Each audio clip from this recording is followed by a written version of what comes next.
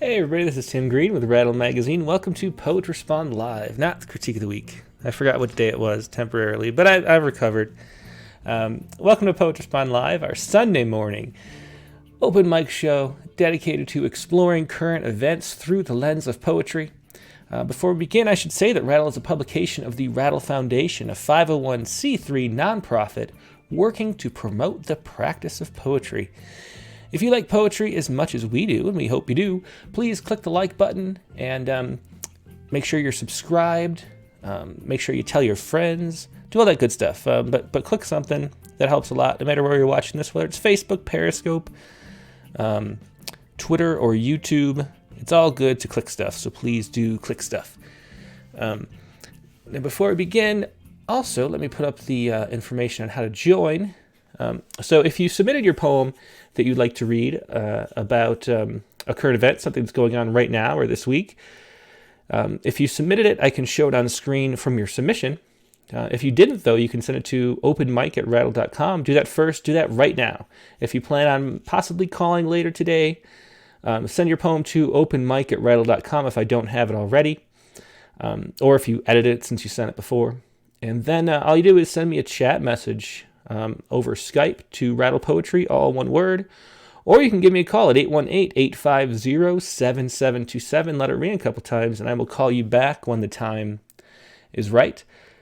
That's 818-850-7727. So call up, let it ring a few times. We already have a few people who called up, so looking forward to that. Let me, now today's poet, Dante DiStefano, can join us. We got to grab his phone number, though. Hang on.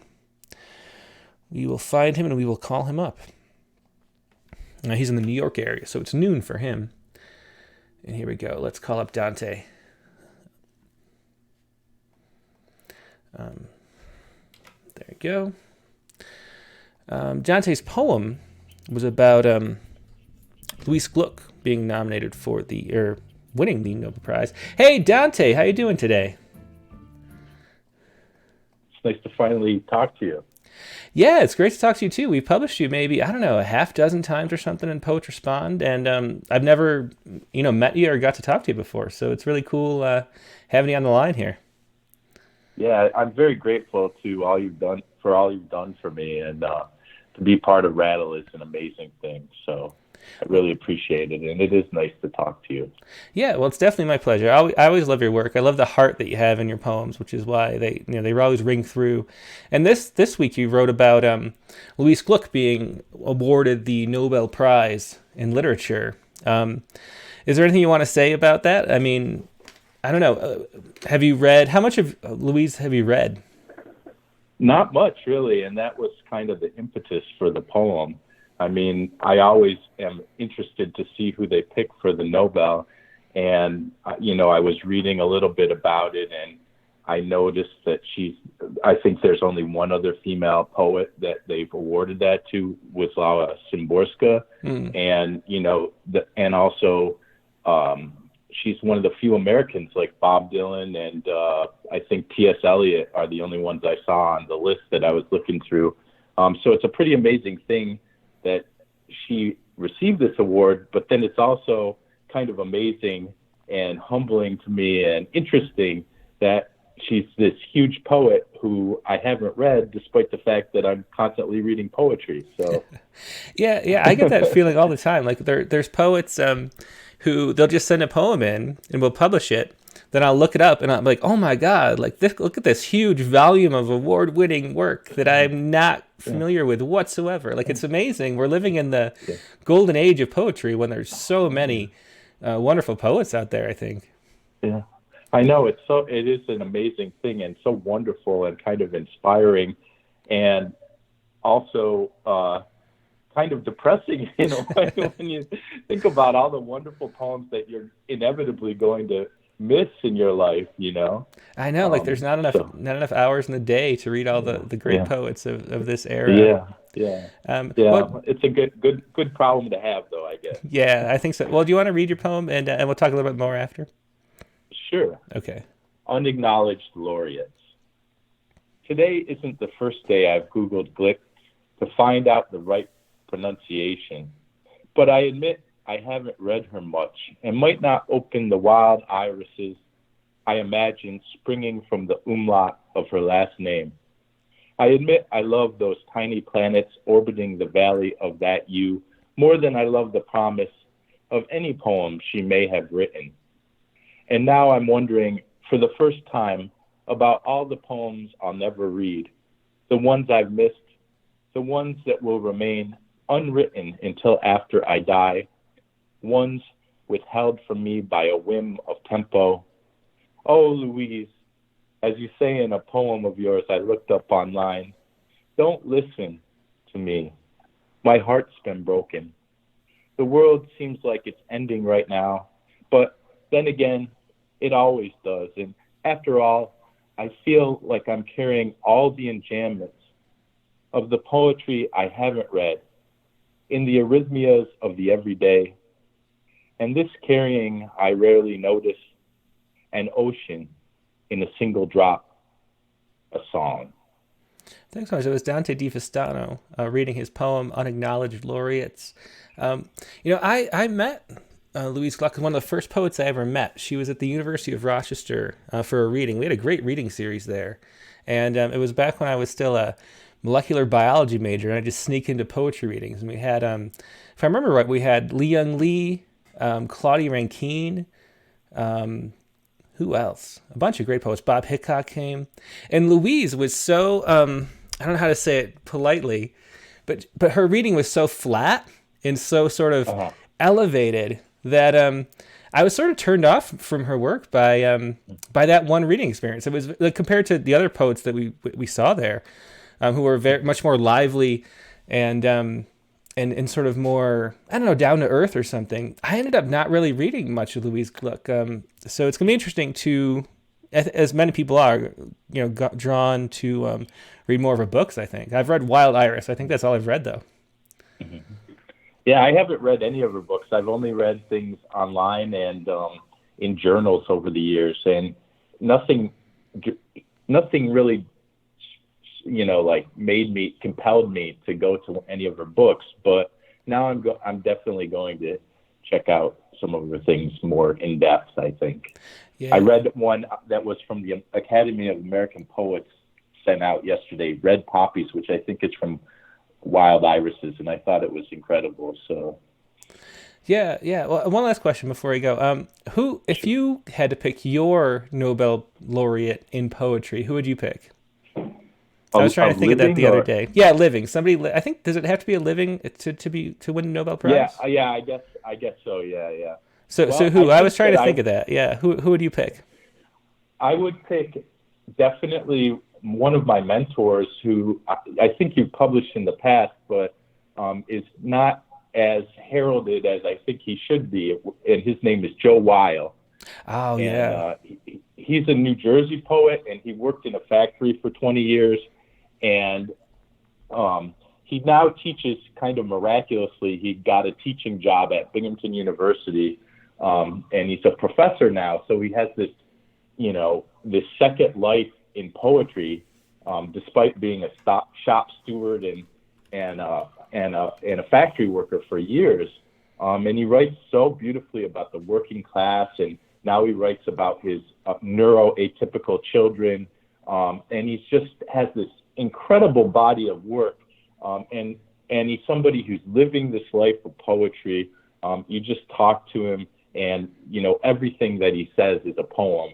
And he's kind of irascible. He's got that working class kind of chip on his shoulder, but he's also incredibly dynamic and just so big-hearted.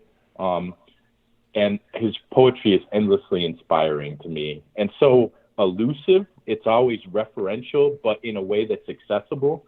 And so it really speaks to me really profoundly. So he's one I would pick. That's a great suggestion. Yeah, I love Joe Weil's poetry. Yeah, and he definitely is a poet that there's so many. It's a great example of what you're talking about in your poem too. There's so many poets that are just amazing, and it's hard to, I don't know, that a lot of people haven't heard of. So yeah. Yeah. Well, thanks so much for joining me, Dante, and hope you have a good rest of your day.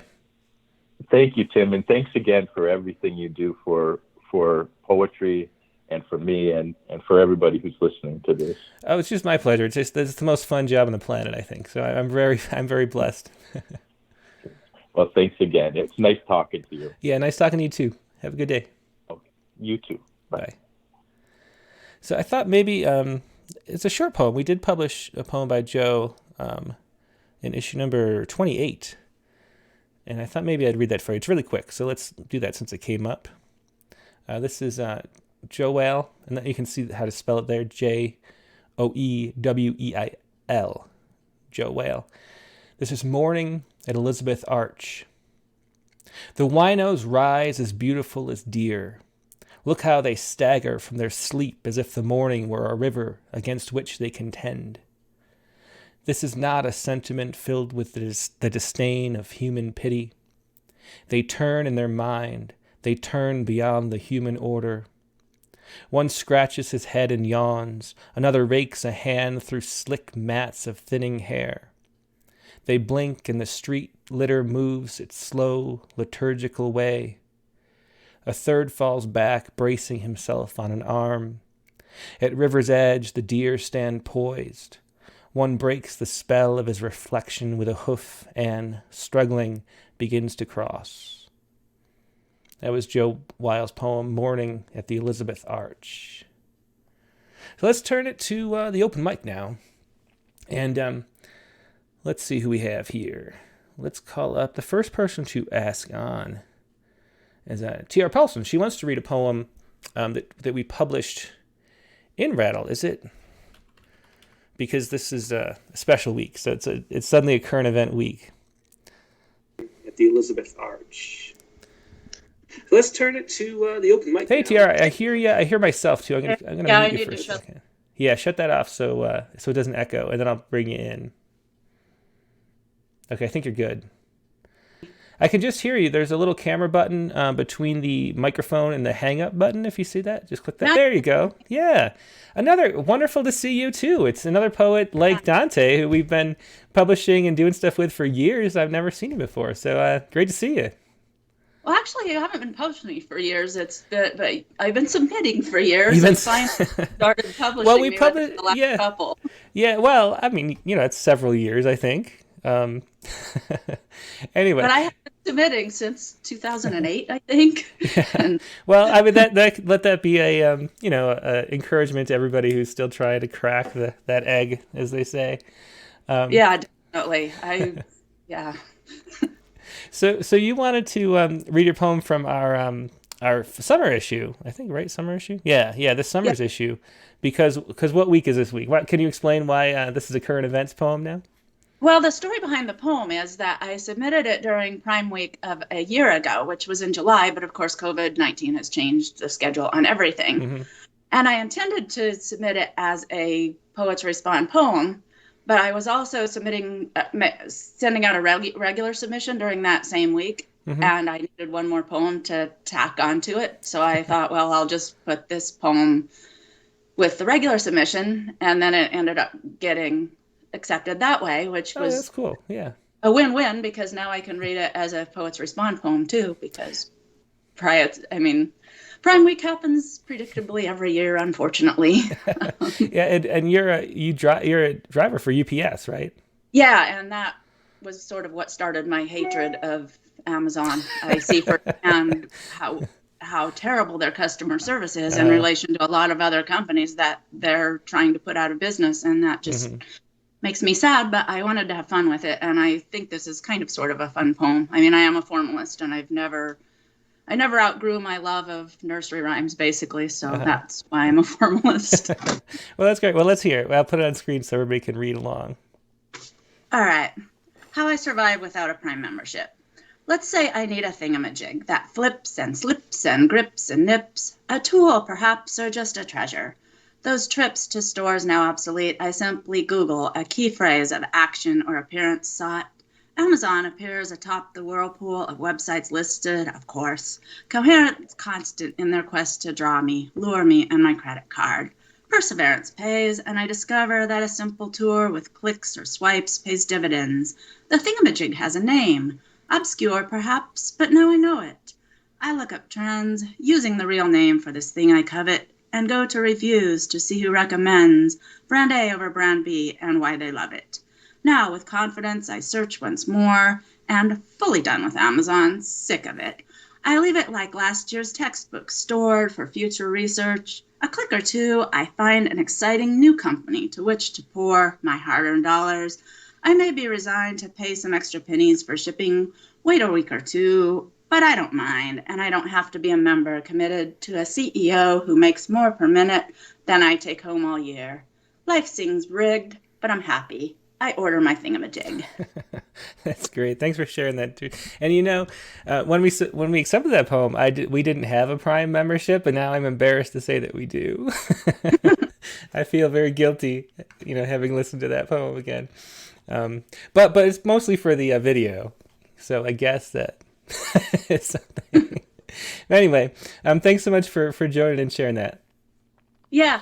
Thank you. I've been wanting to read on this for a while. That's great. Well, I'm so glad you could, and keep it up anytime you want to. We'd love to have you. Cool. Thanks. Okay. Bye. Have a good day. You too. Okay. Let's see. So let's try this. I don't know who this would be at. We talked to whoever this is. We talked to them on July 5th. We'll see who this is. That was before I was adding people into my address book. So we'll see who this is at a 256 number. Let's see. Morning, this is Jared. Hey, Jared. And Jared who? What's your last name? Jared Lacey from Huntsville, Alabama. Great. Thanks so much for calling in. I'm remembering that. Jared Lacey. I got to try to find your submission. What did you write about this week? I wrote about the Harvest Moon. Oh, okay. Let me. Yeah, I saw an article. I wanted to write something uplifting, and autumn is my favorite time of the year, and I wanted to write about one of its main features, the Harvest Moon. I saw the article, and instead of writing about the things that were in relation to that, I wanted to just focus on what I was feeling and contemplating at the time, and yeah, and I came up with the poem the next day, as a matter of fact. Awesome. How do you spell Lacey? I'm trying to find it. Lacy. Oh, it's CY. Okay, I had an E in there. No problem. Okay, just 1 second. Oh, there we go. Harvest Moon. Yes. Jared Lacey. And I'll make sure to put you on our contact list so I know who you are next time I call you. Okay, Harvest Moon is up for everybody to see, so go ahead whenever you're ready. All right. Harvest Moon. I had a praising view from Dollar Tree. I could have been the first night kite last evening. Luna's maker could have arranged me with wings on the back of my everything. All of this autumn paid me with a purchase from my own brown and orange boxes, fine bedded, and brought out then with thoughts of corn candy, caramel apples, and pumpkins. In a moment that held 5 minutes, every spirit around me illuminated broader than all the nearby traffic. My setting sun lover mentioned earlier fanned me with a breeze that teased how all of these years left behind have not reappeared, but has been here always, only renewed with a caress specific. This kind could add cussing to the pause. Oh, baby, yes, I want it all. Smother me with the colors of dusk come close to conquer and represent their period. I want all of what it offers, and let me take them when my exit opens afterwards.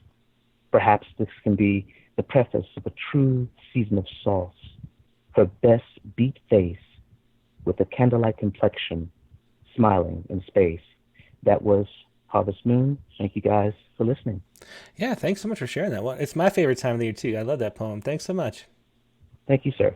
Bye-bye. Bye. So, make sure we add Jared to our contacts.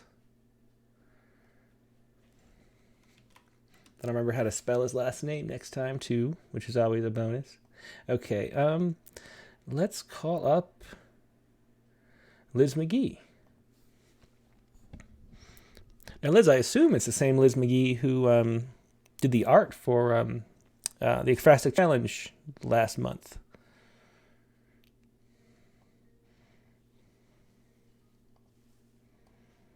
So the phone's ringing.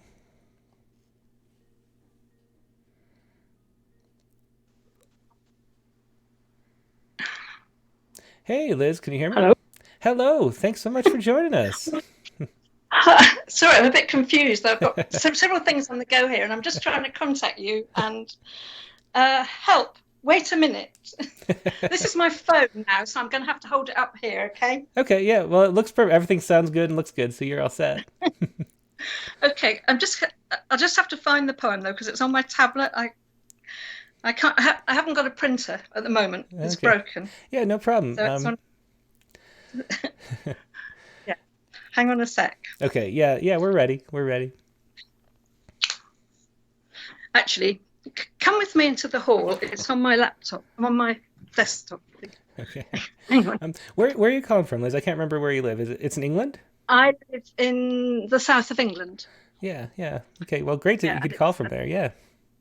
And it's tea time. It's 5. It's Oh, perfect. 5:30 or something. Sorry to be so disorganized. Hang on. No problem at all. I've been trying.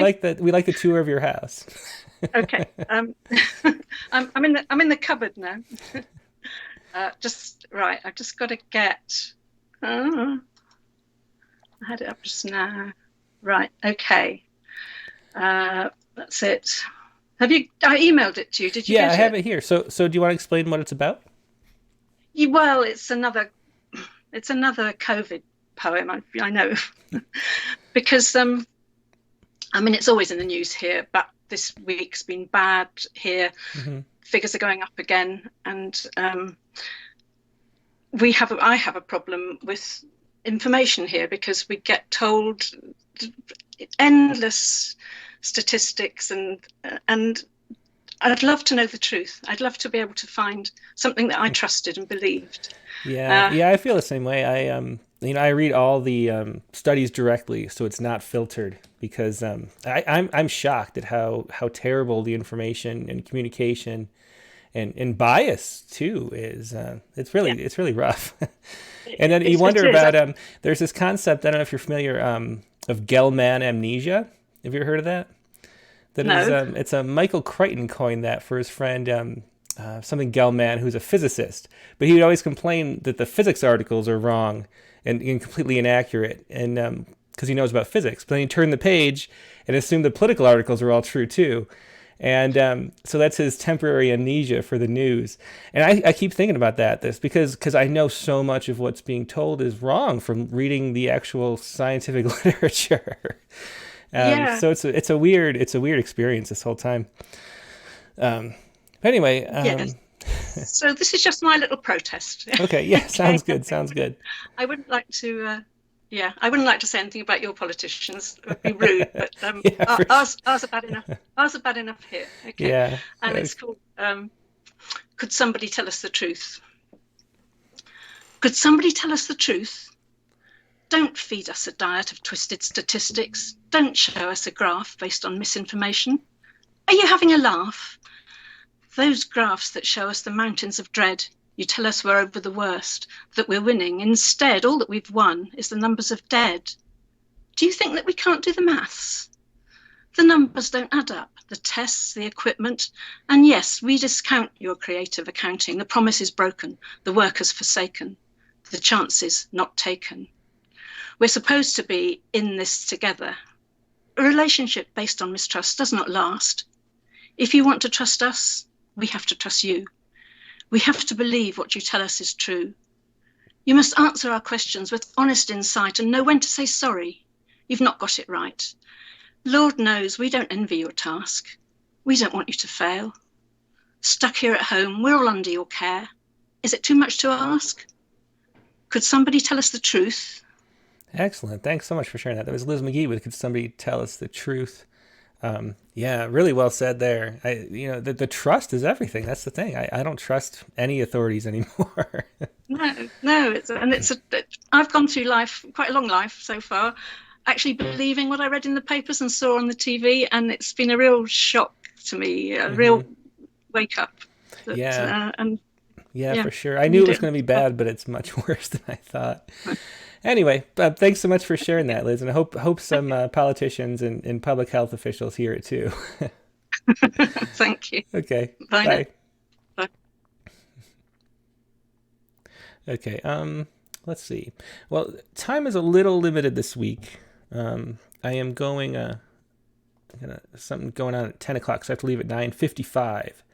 And make sure we get the people who haven't called before. So here's Megan Donovan. Let's see. Let's try Megan Donovan. And then if we have time, we'll get to as many of the regulars as we can. Hey, Megan. Let me slide you over here. How you doing? Hi, I'm good. I'm just going to mute you. I can't hear myself, so I think you're fine. Unless you're just... Oh, you have headphones on. I see. Yes. Okay. I'll try to find your poem. Can you hear me still? Yeah, I can still hear you, and your sound and quality is all good. Let me try to find your poem, though. Okay. I assume it's one you submitted, right? Yes. Okay, done. And where are you calling from? So I'm calling from Boston, Massachusetts. Excellent. Well, I'm so glad you could join us today. And what was your poem about? So I wrote this poem during the vice presidential debate this week. So I actually had a document pulled up, and I was just typing and taking notes as I was listening to the debate, and was moved to write this poem. I think it was really important and powerful to see Kamala Harris really take the stage at that debate and speak truth and really acknowledge what's happening in our country. And so I was just stirred. And I think as a woman living in the U.S., we don't often see women, in these spaces, or this is a big moment in our history, I think, to have Kamala running with Joe Biden. And so I was moved to write this poem, and I'm so excited and to share it with you all. That's great. She, the odds are not very small that she becomes the first female president, I think, at the rate things are going. I know. So, yeah. Okay, so here we go. This is, let me find it. There we go. She walked in. Go ahead whenever you're ready. Okay. When she walked in onto that debate stage, my breath flowed, my mind quieted, and a sense of calm slid over my body like a blanket. She spoke of bravery, of dedication, of hard work. She spoke of glass ceilings broken by herself and other courageous leaders. She spoke the language of the America I want to live in. She spoke of sacrificial workers during this pandemic, noting that their sacrifices didn't need to be so devastatingly big. She spoke of true leadership, of who we are and who we should be. She took notes. She said thank you and meant it. She said you're welcome and meant it. She showed us that basic respect goes a long way. She spoke of faith, of the values that we aspire to live out in our country. She spoke of healthcare rights, of reproductive rights, of the right women deserve to make choices about their own bodies. What a relief to hear a woman talk about this. She spoke of racial justice, of peaceful protests, the fight to achieve our ideals. She held back fury while he denied the entrenched reality of systemic racism. She spoke about the beauty of diversity, of the ability of Americans to hold tight to our similarities rather than our differences. When he dared to interrupt, she said with a voice as strong as steel, I'm speaking. I'm speaking. She repeated it again as needed. Not surprisingly, it was needed. If you don't mind letting me finish, we can then have a conversation. He interrupted me, and I'd like to just finish, please. I would like equal time, please. Mr. Vice President, I'm speaking. I would like an opportunity to respond, please. She gave a gallant glare when he laughed at her truth-telling, when he had the audacity to put down her radical environmental agenda. As our country burns, lest we forget. While he defended a tyrant, she spoke of a trusted friend. She said, you respect the American people when you tell them the truth. Her truth rang loud and clear. She spoke of ineptitude, of incompetence, while he weaved lies and darted around the heart of each question. As a reminder, thoughts and prayers are never enough. She spoke of integrity, of building relationships, and while she did this, a memory flashed in my mind. Build that wall, build that wall, build that wall. She spoke with conviction and with clarity. She showed her strength and her softness. She showed her grit and her goodness. She held her head high and held her ground. She spoke of her mother and of Breonna Taylor's mother. She honored her elders and held up the legacy of those before her. Women are warmth, women are wisdom, women are warriors. This has always been and will always be true. When she walked in, I felt hopeful again. I saw love reappear. I imagined her taking her hand in mine and whispering, "I will not walk out on you." Excellent. That was When She Walked In by Megan Donovan from Boston. Thanks so much for calling up and sharing that poem, Megan. Thank you. Thank you so much. Yeah, my pleasure. Have a good day. You too. Okay, so yeah, let's see who else we can have. Yeah, we have a poem coming up too on Tuesday about the vice presidential debate. It's always a tough call to decide which poem, if we're going to publish two, to put Sunday. And the Dante's poem felt a little more fixed in time, because the responding to Louise Gluck, that'll be in the news cycle for a very short period of time. But the election is going to still be just as relevant on Tuesday. So I went with Dante's poem. But we have a great poem by Laura. What was her name? Laura. It's a poet we never published before. I'm drawing a blank and can't find it. Laura something from Minnesota. And it's a wonderful poem coming up on Tuesday about the vice presidential debate. Let's see. Make sure everything's working still. Okay. Looking good. Okay. Let's do... we'll try to, once again, keep it to poets we haven't talked to. Let's call it the 607 number. See who that is.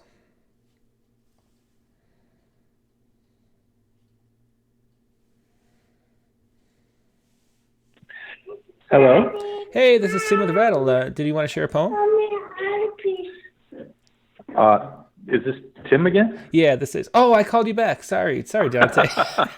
It's nice to talk to you again. I've been listening to all the great poems on the cast, so I've been enjoying it still. Thank problem. you. Yeah, I do that all the time because people jump on the list and it's confusing. Okay, thanks. I'll talk to you later. Oh, no problem. It's always nice. Call anytime. Okay, cool. I will. Bye. Okay. All right. Oops. So let's try. I guess it was the 757 number I meant to call just now. Let's do that one. That is literally the fourth time I've done that. Okay. Let's see who this is at 757. Hey, this is Tim with Rattle. Did you want to share a poem? Can you hear me? Hello? This is Tim with Rattle. Did you want to share a poem? And can you hear me? Yes, I did. Okay. Yes. Okay, there might be I think I hear myself in the background very faintly. If you want to mute that. Just so you don't get confused. There's like a 30-second delay. Let's see here. Who am I talking to? I'm Kimberly McNeil. Kimberly McNeil. Thanks so much for calling. Kimberly, let me try to find your poem. I assume you submitted it. I don't think I have. Oh, no? Okay. So what did you want to share a poem about then? It's about the failure of modern day medicine. I think we have a theme today a little bit. Yeah, let's hear it. And I don't think I have the text, so everyone will just have to listen, but that's okay. Can you hear me okay? I can. Yeah, just go ahead and read it. We'll listen. It's titled Vortex, and we had Hurricane Delta this week.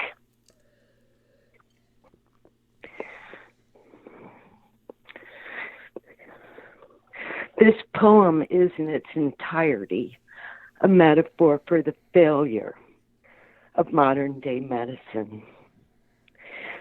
The ocean knew of nature's karmic, destructive coup, a freakish, stationary Category 5 that blew, to remind mankind of a thing or two. As homes were flattened and furniture flew, homeless zombies wandered and waded through. Murky waters no longer blue. People screamed, they knew, which amused an uninsured but comfortable few who paced all night in a waiting room queue, discharged with a virus,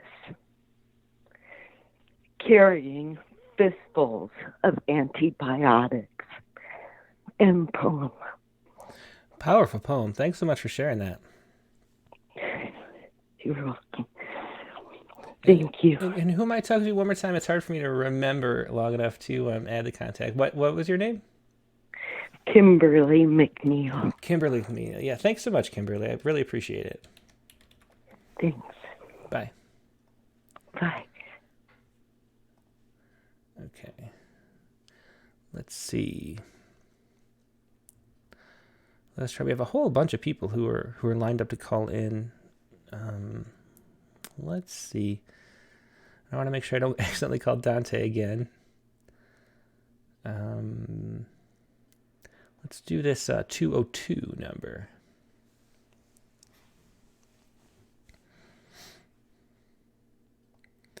The phone is ringing. Hello.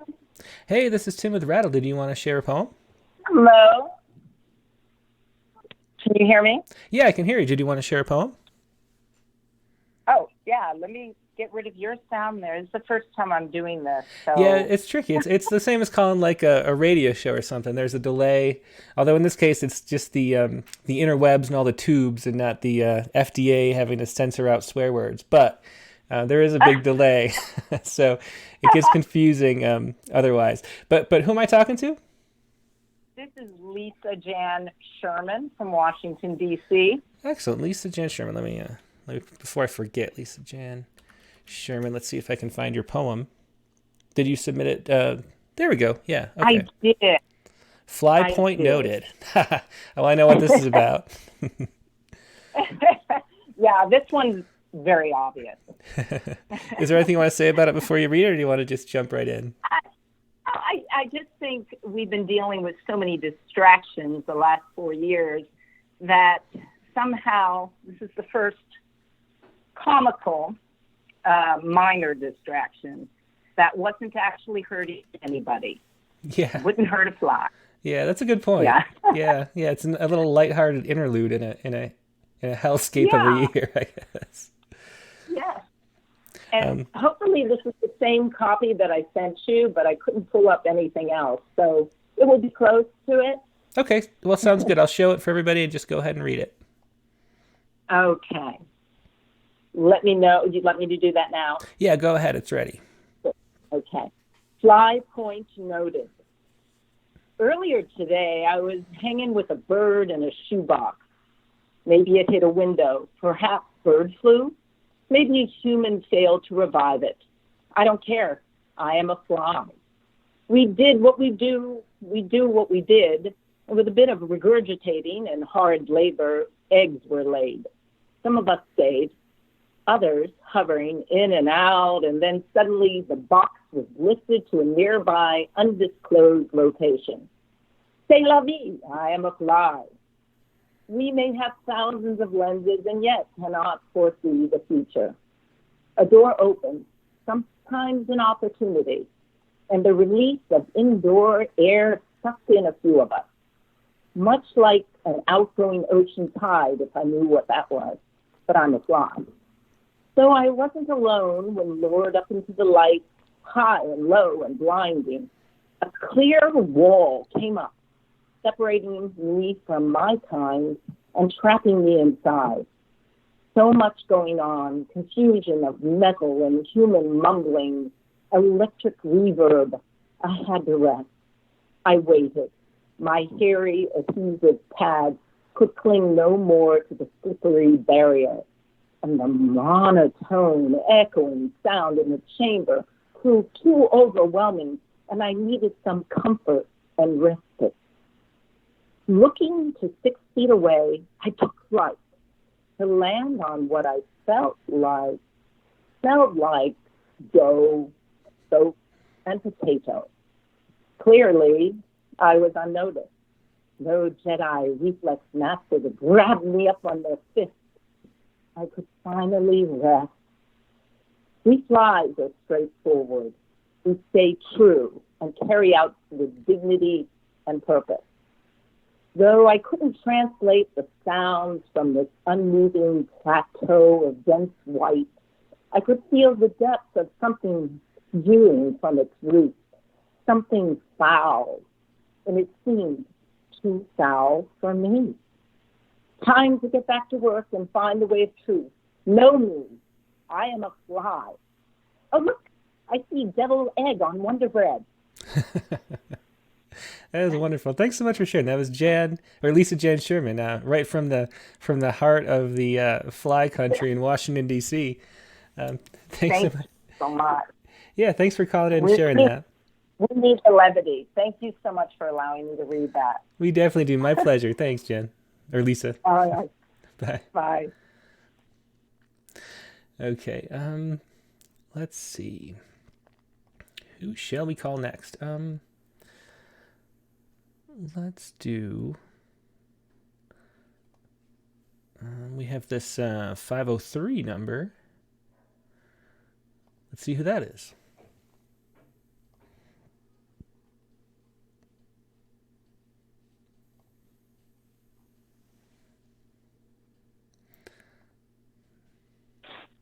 Hello? Hey, this is Tim with Rattle. Did you want to share a poem? Yeah, that would be great. And who am I talking to? My name's Ray. Ray. Okay, let me... did you email it? Yeah. Raymond Drew? Yep. Perfect. Okay, and what's this about? It's about... It's not keeping with the theme of politics and such, although I'm certainly funding Misery Loves Company with everybody's poems. Yeah. It's about an unrequited love and watching that person get married. Ah, okay. Interesting. So how can you relate it to current events? Is there a way you can tie it in? I'm so sorry. I didn't realize that was like the legit theme of well, you know what? Everything. How about next week? I was going to tell everybody I might not do a show next week because next week is my wedding anniversary with me and Megan. There you go. You're 12. So this can be a poem for our wedding anniversary. Let's hear it like that. Yeah, and I guess the wedding. I mean, this is a poem that's personal about my emotional experience, but it was a wedding in the time of COVID, and well, there you go. That fits even better. Certainly presented a lot of challenges for sure. Oh, I'm sure. Yeah. Well, let's see. Yeah, I wonder how. Did you go to the wedding? I did. Yeah, it was outdoors. We tried to limit it, and I was the best man too. It's like I had a deep love for my best friend, and I've let that go and worked through it and all of that. So it was just, a meditation on my experience of the wedding. But with the COVID stuff, yeah, we had to do it outdoors, masks, and I mean, just what a bummer to be like in your wedding finest, like with a mask slapped on your face. And oh wow, yeah. But you got to do what you got to do. Mm-hmm. Well, let's hear it. Go ahead whenever you're ready. Yeah, and I guess I can make one more connection of even though we're still in the pandemic, it's and that takes a lot of front and center of our mental and emotional energy. It's also we're still dealing with other things in our life, so it's become this weird balance of trying to tend to our other emotional needs that have nothing to do with COVID, and still trying to be in a pandemic at the same time. Yeah, So, really well put. Yeah, yeah, excellent. That yeah. definitely, you're tying it in for sure. Thanks, and that's Okay. really well I'm said trying. too. Yeah, well, you're good on the fly. No pun intended. Okay. Okay, go ahead. Right. Okay. This is called Field of Dreams. How do you find joy in sorrow? How do you fly towards the golden sun, ready to catch fire? The places you are now, that I am not, that I will never be.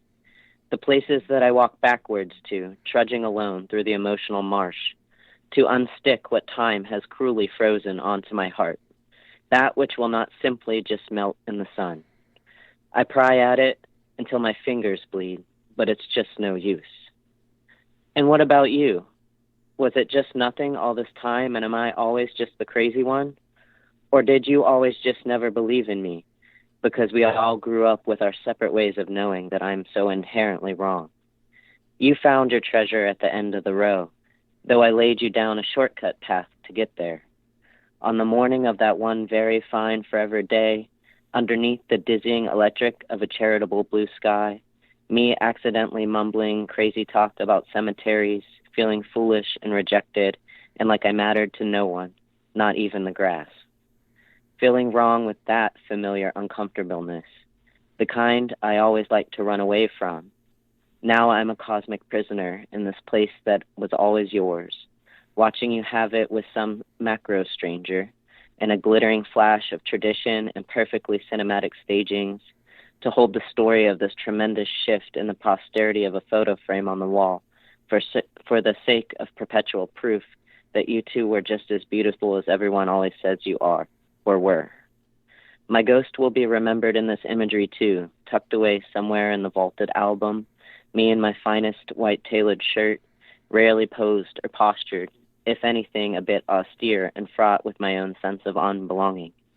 After all, this has reminded me just how unattractive I truly am, so why should I lie to the camera?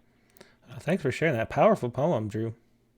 Thank you. I appreciate it. I guess I will also share that the experience was especially poignant for me because just prior to COVID, I moved back to my hometown, and I'm also transgender. So sometimes, COVID has forced me to, when I moved back, I kind of thought that I would travel intermittently. I'm caring for my mother who's terminally ill, and I thought that I would travel and find community and continue my life. And as such, I've been forced to sit in my past in a way that's been really uncomfortable.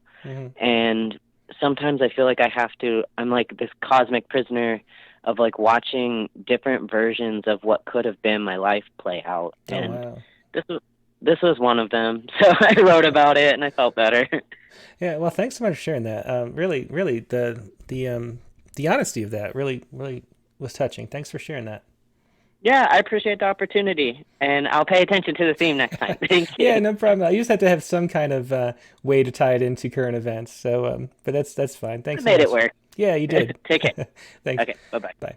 Yeah, so it was Raymond Drew, with a great poem. Let's see. We have time for one last person before I have to run. Sorry for everybody who I haven't gotten to yet today. But let's do Nivedita Karthik, so we get some see what's going on in India today.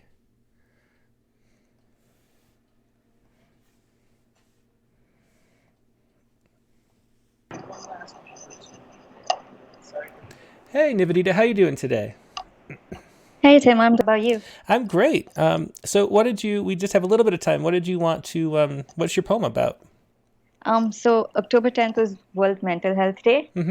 So I decided to tie in the theme for this year's World Mental Health Day, which was #Move for Mental Health. Move for mental health. So I wrote a small 4-line poem about, say, unwanted thoughts and memories that keep plaguing you. And then I sort of tied it into movement, which is, for me, dance, because I'm a classical Indian dancer. So that's something I've been doing since I was in grade 2. So I decided to just tie those two together, sort of for World Mental Health Day. So it's a very small poem, so I'll just read it as quickly as I can. Yeah, sure. Go ahead. Thanks so much for sharing this. Okay. Thank you for calling me and allowing me to present it here. So #Move for Mental Health. Part 1, Unwanted. With sleep comes darkness, and darkness brings remembrances. Despite banishing these thoughts to the twilight corners of my mind, like the dawn, they always return and shine brighter than before. Part 2, Move. Dance like you own the world. Dance like you don't have a care. Dance like nobody is watching you and the whole world will join in. The music of the wind whipping through the reeds is all the music I need. The sky, the only backdrop I wish for. The grass is the perfect stage for me. The sun, the celestial spotlight shining bright just for me. I sway my cares away and waltz through the hurdles of life, twirl past the thorns of pain, and leap gracefully into future's outstretched arms. So I just thought that this would, sort of be like, everybody has different ways of dealing with mental illness. And I mean, anybody can dance. You just got to move your body to your own tune. You don't need to specifically move to the beat of the music or something. Move to your own beat. So I just thought this would sort of tie into the theme of World Mental Health Day and Move for Mental Health. Yeah, I used to work at a group home for mentally ill adults, and we used to have a dance party every Thursday, and it was really, it really did. It does help. Really, yeah. It helps a lot. For sure. It truly does. Yeah, well, thanks so much for sharing that. And I see you are you're a graduate in immunology from the University of Oxford. I didn't realize that before. Yes, I am. Very cool. So you know all about the COVID, I guess. more than you actually need to know. I mean, so sometimes it's frustrating. The Gelman amnesia truly is something that creeps up on me every time I open a newspaper these days. So yes, it truly is. It's like Gelman disorientation or something. Yeah. All right. Well, thanks so much it's always a pleasure to talk to you. It's a pleasure talking to you too. Thank you. Bye. Bye-bye. Okay, so I do have to run. I'm sorry to everybody I didn't quite get to today, but we got to all the new people, which is always nice. Now for my Saiku really quick, the article that I chose was this right here. Let me put it on screen for you. Here it is. This is an article from Science Daily, but this is a study out of Boston Medical Center, funded by the NIH. And previous infection with other types of coronaviruses may lessen severity of COVID-19 is the article. And basically in this study, they went back and looked through the medical records of people who'd gone to the Boston Medical Center and found that people who had been exposed and tested positive for beta coronaviruses in the past had much better health outcomes from COVID-19 than people who had not been exposed to beta coronaviruses in their medical history. They looked back through the last 5 years, from 2015 to 2020. And so this is sort of another article confirming an interesting thing that we found, which was kind of surprising, but that the novel coronavirus is not as novel as we thought. And T cells for other coronaviruses are cross-reactive, which explains a lot of the oddities for COVID-19, the heterogeneity of the symptoms, the way children are spared from the worst outcomes and things like that. So so kids being exposed to coronavirus, cold-causing coronaviruses, have this sort of their immune system a little bit primed, and so that's one of the reasons why they have much less severe cases when they catch SARS-CoV-2. And so here's my little haiku about that. Kind of get it on screen better for you. This is trench warfare, 30 germ factories in the classroom. Trench warfare, 30 germ factories in the classroom. That's my haiku for today. I always like to get a little science on the show. It's one of my hobbies, I guess you could say. So that's it for today. Now, next week's guest, or this week's guest coming up on the Rattlecast, is going to be A.M. Juster. And you might remember A.M. Juster from Rattle number 55. He was the interviewee there. It was a civil servant poets issue, and he is the former commissioner of the Social Security Administration. He's also, under his pen name, A.M. Jester, a many award-winning poet. And I have to turn the music up a little too loud. Sorry about that. And so he'll be joining us. His newest book is Wonder and Wrath, and it's just out just now. And then the prompt for this week is write a poem about an abandoned castle.